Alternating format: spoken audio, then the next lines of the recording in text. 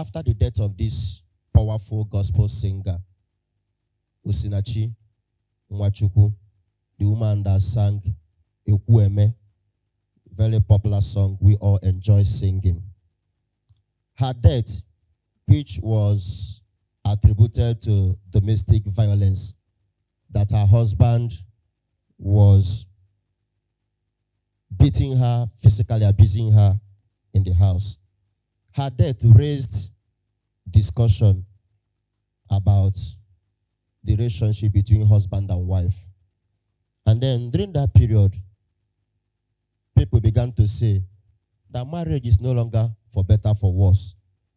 That if you are no longer comfortable, you should just leave. In fact, people were saying, stop quoting the church who says that marriage is for better, for worse. It's no longer for better, for worse. In fact, that marriage is not a death sentence. If you can't survive there, please leave.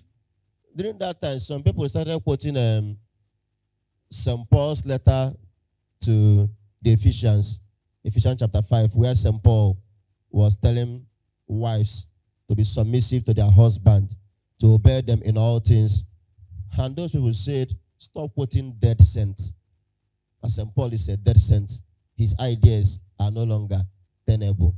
In fact, during that period, there was a homily, Reverend Father Emmanuel Obimo Ibemonso, there was a homily he gave.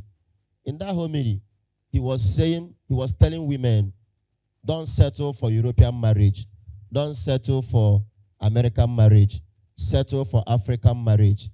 The African marriage where a woman addresses her husband as Namuku, where a woman, before passing food to her husband, will genuflect and pass food. A woman will cower before the husband. A woman will treat the husband as her Lord and Master. So that homily went viral, and people started criticizing him. Even somebody was even calling for his bishop to dismiss him. Why would he give such toxic message to his congregation?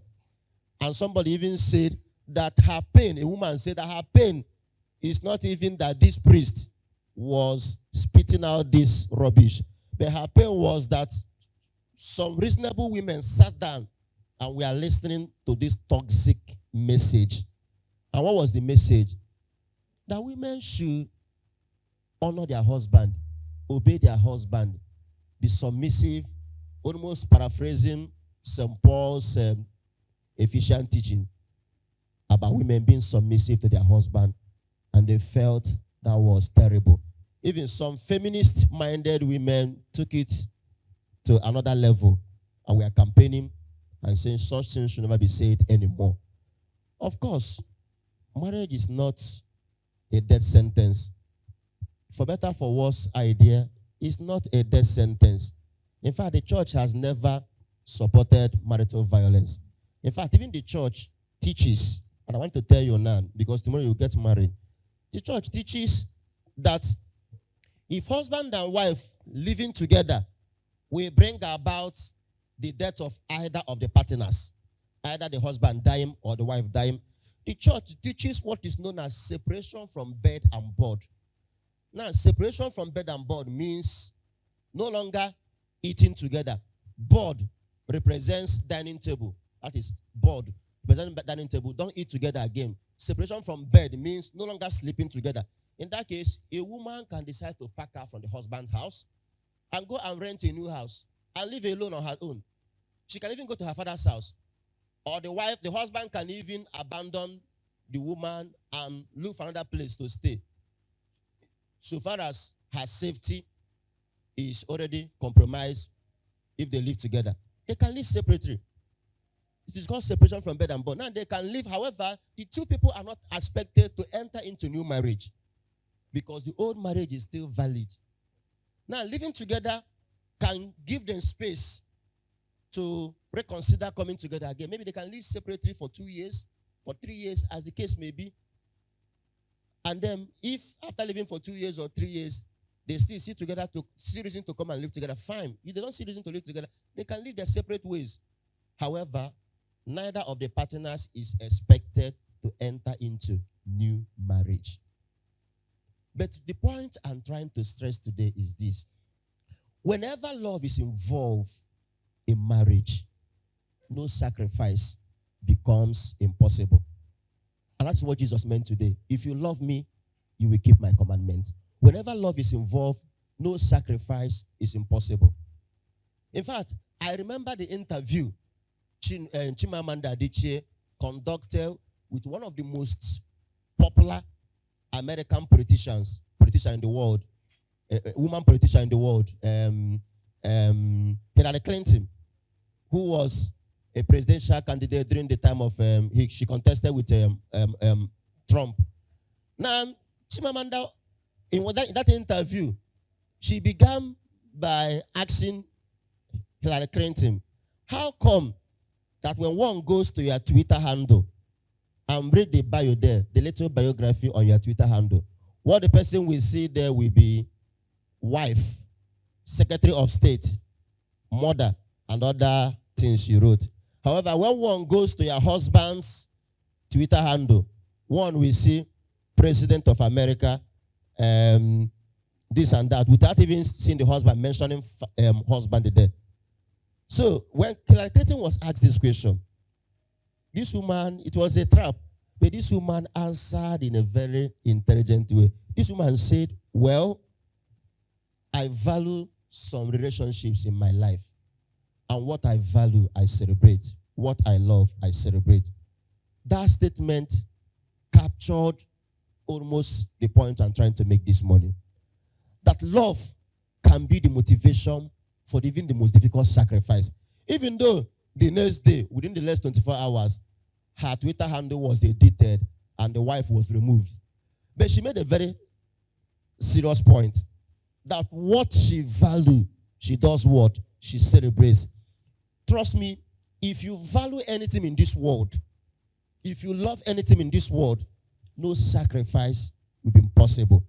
And that is the point Jesus is making today. That if you love me, you will keep my commandments. From time to time, people make some statements that tend to make love seem like an exercise in madness. People say love is in the eyes of the beholder. People say love is blind. People say, yes, love can be blind in the eyes of people who are not in love. There are things you will see people do. You continue to marvel and wonder whether this person is normal, whether this person is insane, whether this person is stupid, or whether this person is crazy. That could be that person is in love. In fact, there are tragedies in life today that we can't understand why they happen. You cannot talk about the tragedy of Romeo and Juliet without bringing love into the equation. Love is at the heart of many tragedies. I don't know the person who say that pain is the price we pay for loving. Pain is the price we pay for loving. If you love somebody, trust me, you will be willing to go extra mile for the good of that person. If you love somebody, no sacrifice will be difficult and impossible. One day somebody met Mother Teresa of Calcutta. The way she was attending to a very sick man. After observing the scene, the man looked at Mother Teresa of Calcutta and told her, I can't do this to me even for $100,000. Mother Teresa laughed and said, even myself, even if I'm paid $1 million, I can't do this.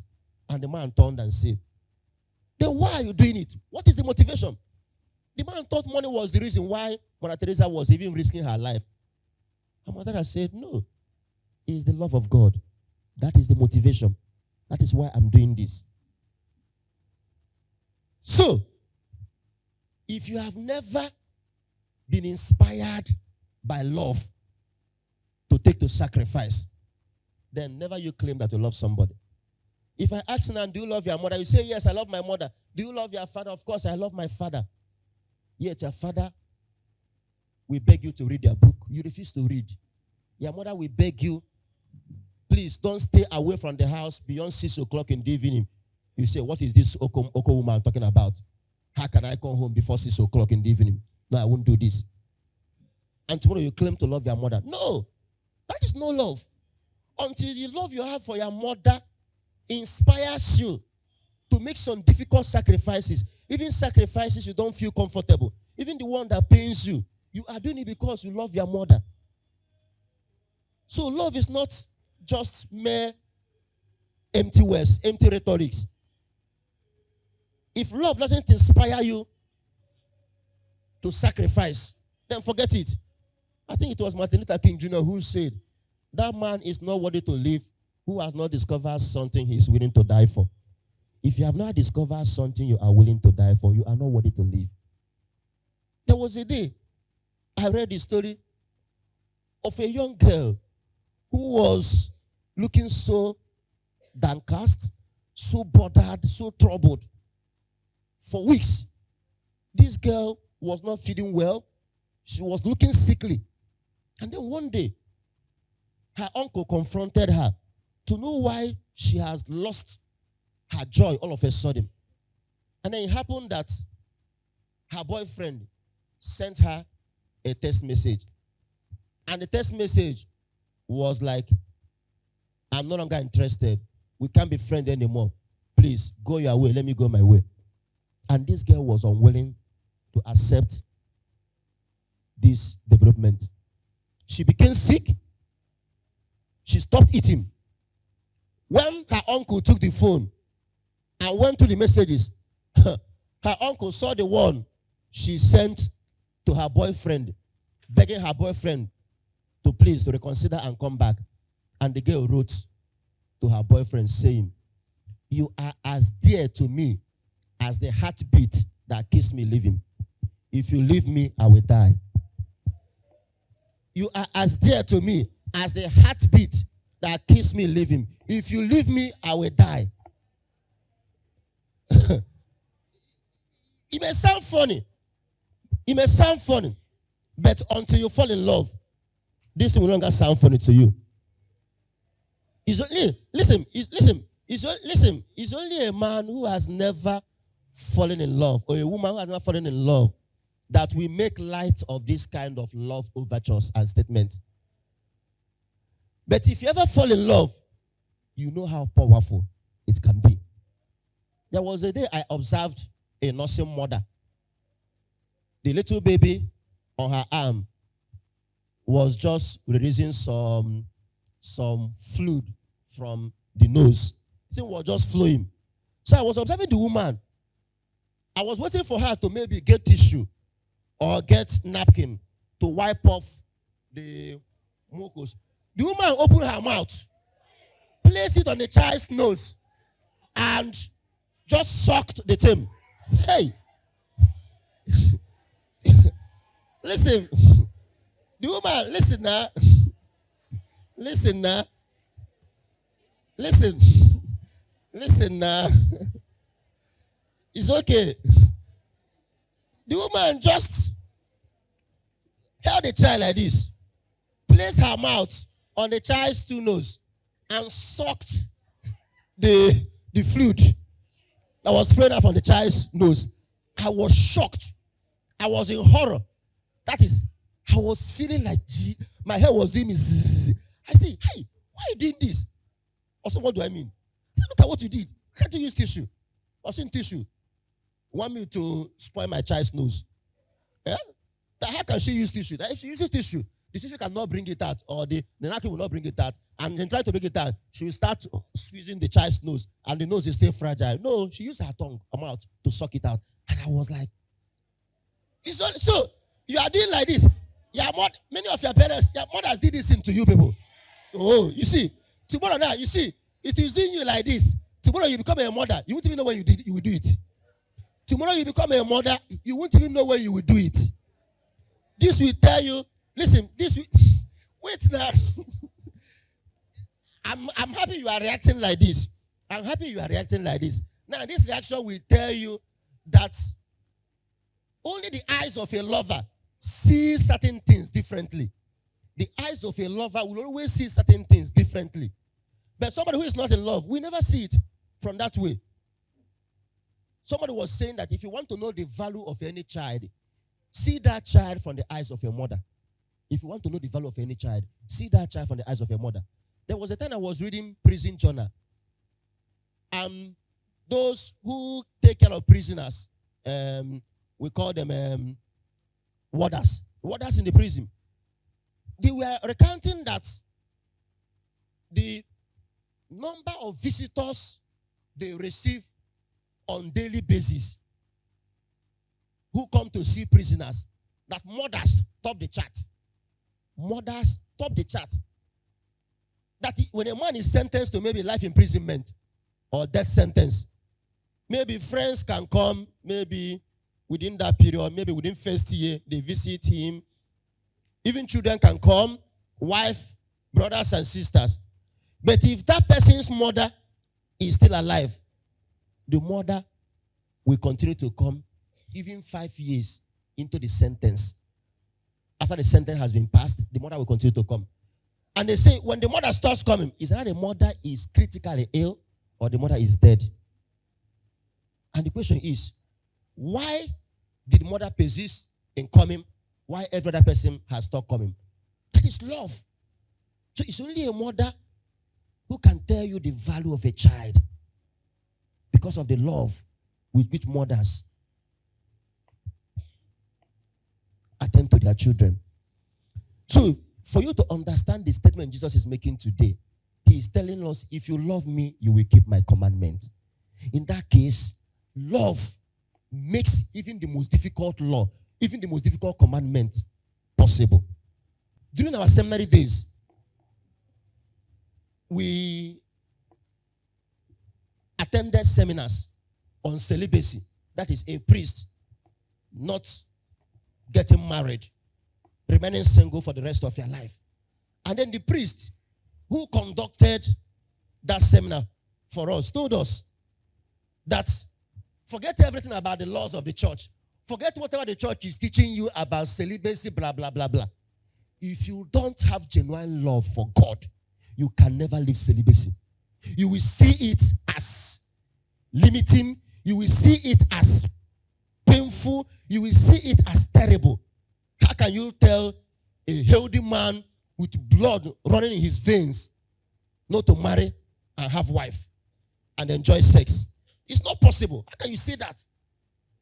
And the man said, it's only the love of God that can make such sacrifice possible. So there are things in the eyes of the world that seem crazy, that seem unheard of, unbelievable. But love makes it possible. So tomorrow, if you stand at the altar of God to exchange marital vow with your partner, and you are saying in sickness and in health, in wealth and in poverty, I promise to love you, to cherish you all the days of my life till death do us part. It is not death sentence. The statement you are making, you can only keep it when you have professed genuine love for your partner. So once you understand it from the angle of love, then even if the feminist train is on the way, trying to destroy everything about marriage, you are not bothered. Because you know what you are doing for your husband is inspired by love, not by anything. In that case, bowing down to give food to your husband. In that case, treating your husband as my Lord and Master will not make any news. Or a man washing his wife's underwear or cooking food for the family will not be an issue. But we live in a world where a man understands washing his wife's underwear as turning yourself into a maid. The person will say, hey, what will my fathers tell me that I'm washing my wife's pants? What will my fathers tell me? Eh? If my friends in the line where we are doing business hear this, they will boycott me and tell me, guy, you have become woman rapper. Don't even come in our midst. But love makes these things so possible and nothing about them. Somebody saying logging it. You don't understand. Don't worry. When you say this thing, I expect this reaction. Logging it, love again it, love. I expect it. It's only a man who has not fallen in love It's only a woman who has not fallen in love that can say this thing. The day you will fall in love in this world, hey, listen. The day you will fall in love in this world, hey, I have seen a man bought a ring and proposed to his girl, and the girl just turned the man down, and the man was crying like a baby, crying and calling people to please beg this girl to accept his proposal. That if this girl doesn't accept his proposal, he's going to die. I'm not kidding. Listen, I'm not kidding. Many men have actually drank poison because the girl they proposed to marry jilted them, rejected their love. It has happened. So you don't understand how powerful a force love can be. It is the reason for unreasonable sacrifices, difficult sacrifices, things that don't make sense. It's the reason for that. So those who say that love is blind, there could be some sense in that. A man in love can seem stupid, can seem crazy, can seem like somebody under a curse or a spell, can be behaving in a strange way. But that is to tell you how such a powerful force love is. I want to challenge you today. If you have somebody in your life who is ready to go extra mile for your own good, who is inspired by genuine love to make sacrifices for your own good, don't treat such people with condescension. Don't treat them with triviality. Treat them with regard. Treat them with honor. They are the heroes who are making your life possible. Some people could include your parents who are making sacrifices for your own good here. The greatest reward you can give them is to make your time here count. So the sacrifices they are making will not be a futile venture. Make their sacrifices count. When you enter class and the urge to make noise comes, remember there is a mother out there who is starving to make sure you are in school. When you enter class and you read for 30 minutes and you want to spend the rest of the time chatting away or making noise, remember there is a father who hasn't bought a new clothes in the last 5 months because every money is channeled towards your education.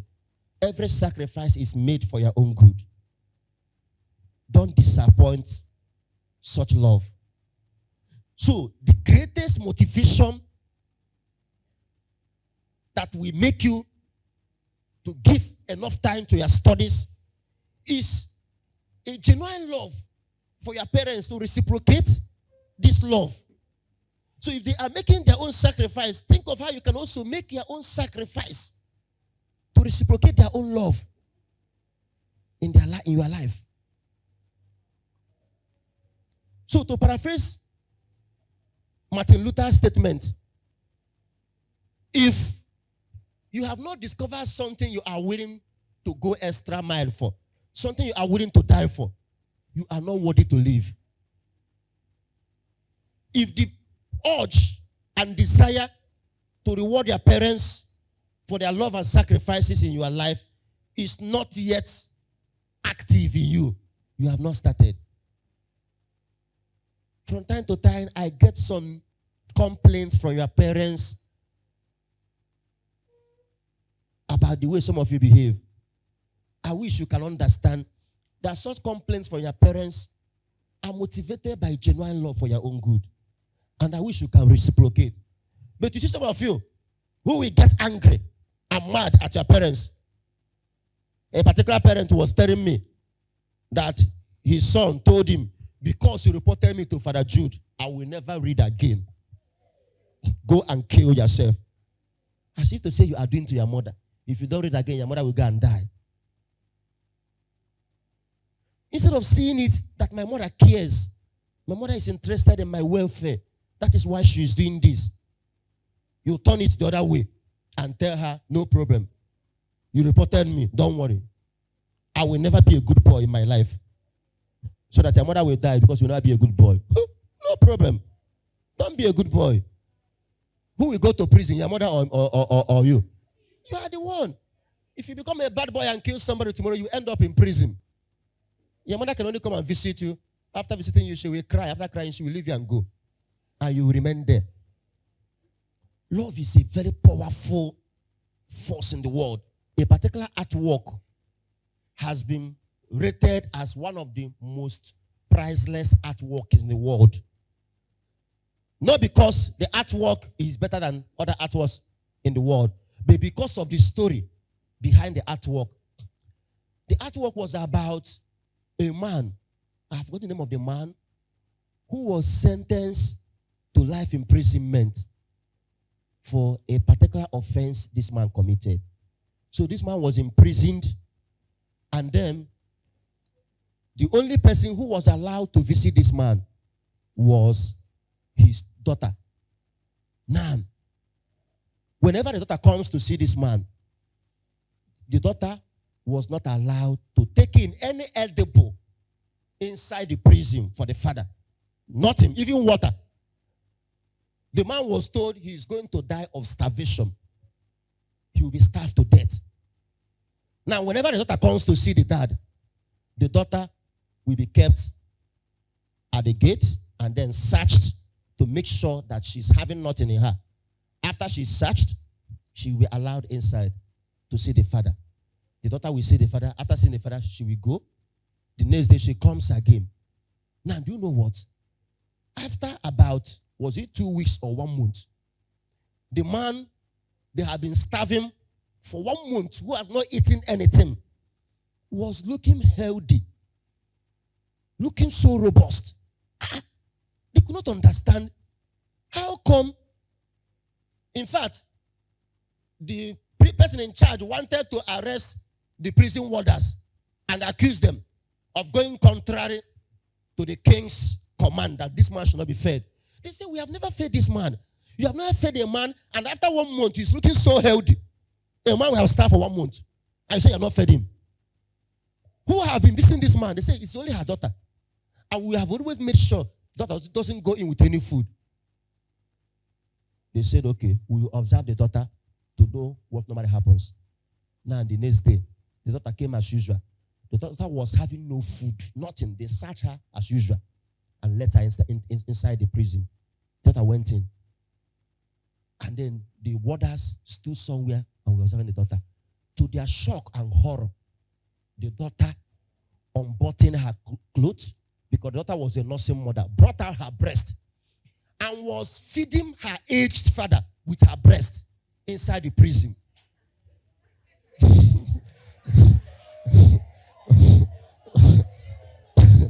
Pay attention. Pay attention. The daughter was feeding, nursing her aged dad with her breast, and the dad was sucking the breast. After drinking, sucking the breast to his fill, the daughter will pull back the breast, put it back and dress well and leave. So, for over a month, the daughter's breast sustained the father in the prison. And the father was looking, pay attention now, pay attention. And the daughter was looking healthy and alive. When the king who sentenced the father to prison heard this story, the king was so humbled, was so inspired by this story. And the king said, I have never seen this kind of love in my life. And because of this, the king released the father to the daughter and said, take your father and go home. That is the power of love. And that is what Jesus is telling us today. If you love me, you will keep my commandments. When love becomes motivation for action, no sacrifice is impossible. When love becomes motivation for action, if this daughter could feed her daughter, if this daughter could feed her father because of love, tell me what you cannot do for your father. No, tell me. Why will reading a book to make your father proud become difficult?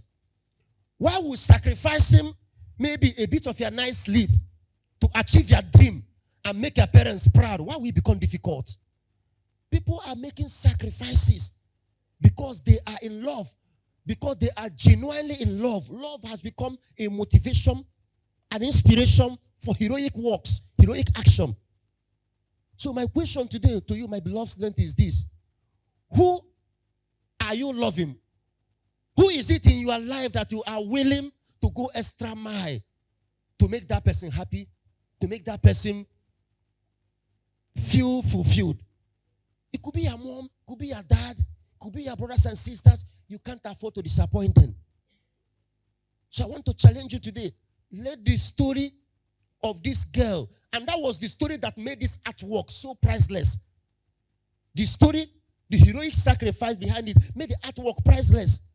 I don't know how many thousands of dollars the artwork has been priced today. I don't know. But it has become one of the most priceless artworks in the world. The story of a daughter's love for her father. Can your own love story be as inspiring as this? The only thing that makes love stories inspiring is because of the sacrifice behind them. The reason why the story of Romeo and Juliet has remained an inspiring love story is because of the sacrifice behind it. The reason why the story of Jesus dying for us on the cross, for God so loved the world that he allowed his only son, he gave up his only son for our own good, is because of the sacrifice behind it. So if your own love story doesn't marvel the world, doesn't inspire the world, then know you there is no sacrifice. A man who just left with a prostitute came out and said, man, love is so cheap. It took me $2 to make love yesterday night. That is not love. That is lust. It's not love. That is not the kind of love Jesus is talking about. The kind of love Jesus is talking about is a love that inspires you to work for the good of your partner, to work for his or her good. Maybe spending money to train a girl through the university and give her a future. That is genuine love. Maybe spending money to get a sick person out of hospital. That is love. Not to exploit the person. Not to give money and train the person to become your sex toy. There are men today who have built houses for women, bought cars for them, because they are interested in sleeping with them. That is not love. That is not love. In fact, if there's anything we call that, we call it grooming. Grooming. You are grooming that person using gifts to make that person a sex toy. That is not love. So genuine love is always something that inspires sacrifice. So whenever a man is professing love or a woman is professing love, look to see, is this person making any sacrifice for my own good? Look to see if whether that person is making any sacrifice for your own good. That is when you will know that the person loves you. A priest went for sick call in a hospital and came to the hospital bed where a certain man was lying. The man was in a vegetative condition. Vegetative condition is a condition where a man defecates on bed, can't get up, can't eat through his mouth. He's now being fed. He doesn't know himself anymore. And when the priest came to pray for the man, the wife of the man who was beside the man on the hospital bed turned to the priest and told the priest, you see this man, forget the fact that this man is looking so sick and down. This man remained the best thing that ever happened to me in this world. If I come back to this world again, this man will be my husband. He was my hero. He was my this. He's my this. The woman professing this kind of love to a man who is almost a dead man. That is the kind of love Jesus is talking about. Genuine love that inspires sacrifice. Not like the kind of husband, wives who will abandon their husband when they are sick and look for a new man. That is not love. Never you joke with people who are making sincere sacrifice, motivated by love for your own good. Some people should be treated as the heroes of your life. Do everything possible to make them happy, to reciprocate their love. And as we do this, I pray God to bless all of you through Christ our Lord.